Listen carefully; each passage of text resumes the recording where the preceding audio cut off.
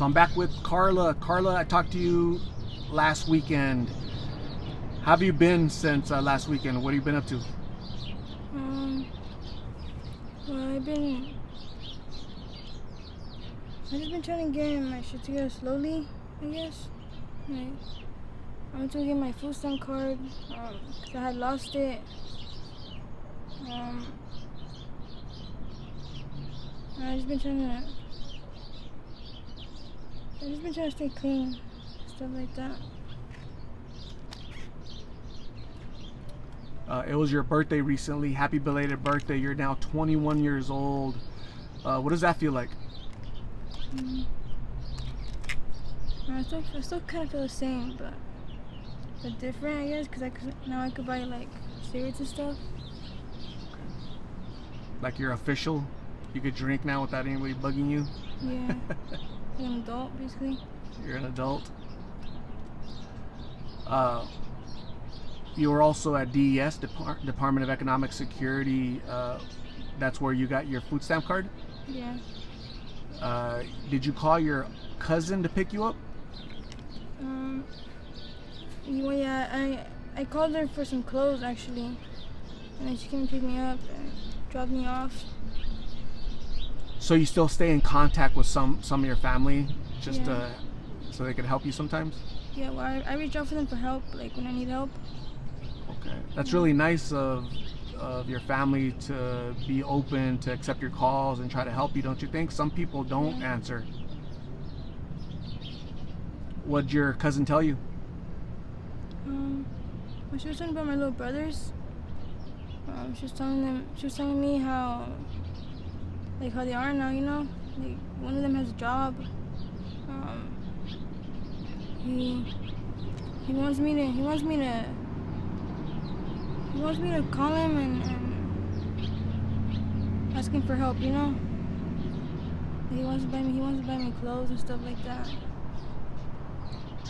And she was just telling me how they're doing, you know, like in school and stuff like that. Do you think you're gonna accept his help? I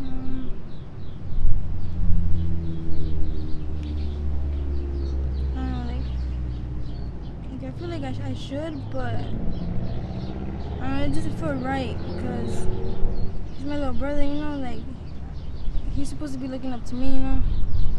He's supposed to be coming up to me, asking me for help.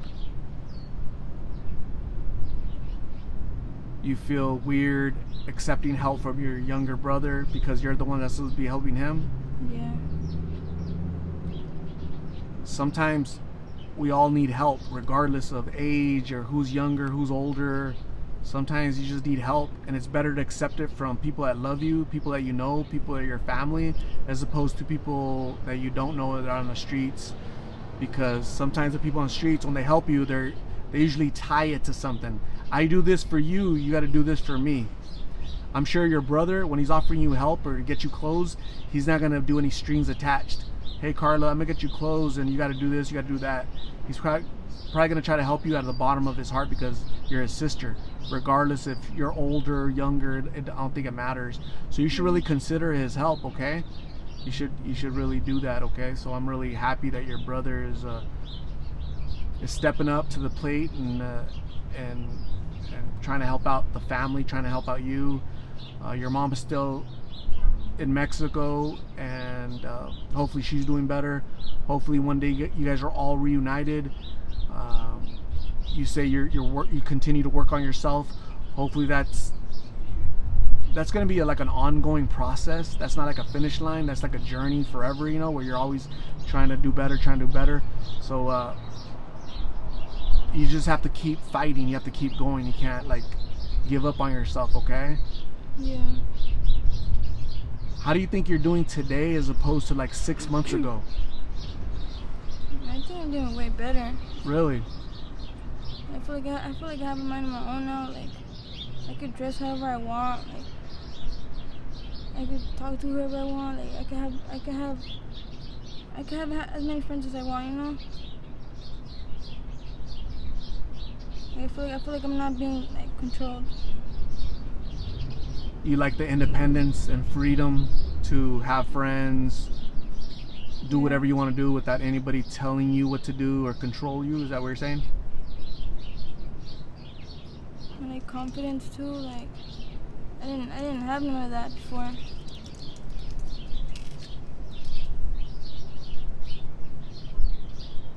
So with this newfound confidence, what are you hoping to do with that confidence for yourself?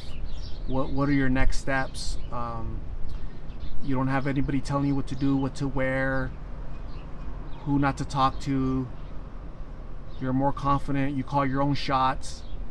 So now what? What's the next step for you? Well, eventually, like I'm gonna start to. Hopefully, I start to like love myself more, and see that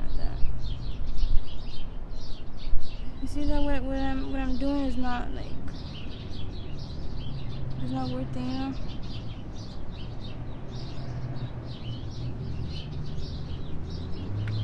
Do you remember? Do you remember that you went to? I drove you to detox, and you were there for about 10 days. Yeah. Do you think something like that might help you pretty soon to be able to kind of get away from using? Yeah. Have you considered it? Well, I've been thinking about it. Like I know I'm gonna try again. It's something you've already done. You already went through it. I know I could do it again. Yeah, you felt the pain. You were there for 10 days. Back then you didn't have confidence, the confidence you have now. You weren't independent back then. You were relying on people every day. Now you're more relying on yourself. Yeah. Maybe this time it'll be different.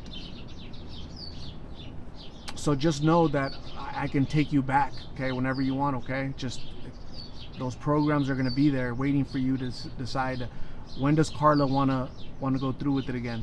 Maybe that'll be the last time. Yeah. Right? And just reading the Bible too, like it's making me start to think different, like in a good way. What chapter are you on?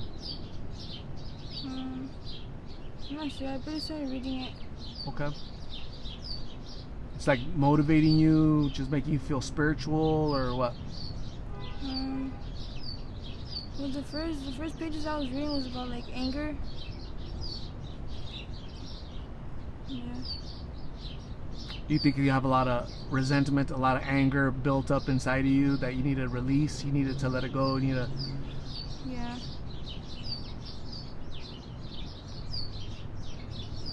I feel like I didn't know how to deal with it. It's probably one of the reasons why I'm using.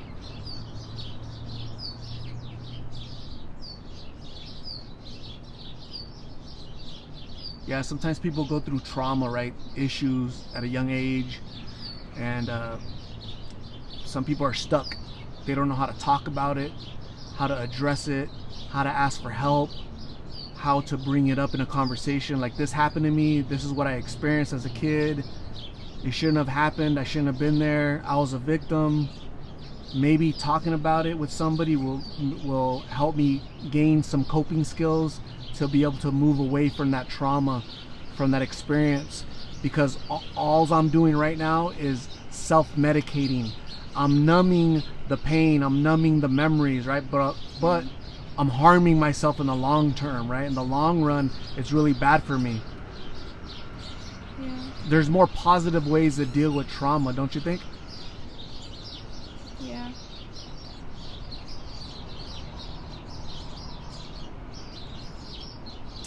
I recommend surrounding yourself with the people that really do love you. I've been talking to your mom for a couple of years now. Your brother Ken. I know you have cousins that have gone out for years to go take you food and clothes. Those people have been there. They've been there. Yeah. Surround yourself with those people that want to help you. That they want to nurture you, and they want you to get better. They don't have any expectations of,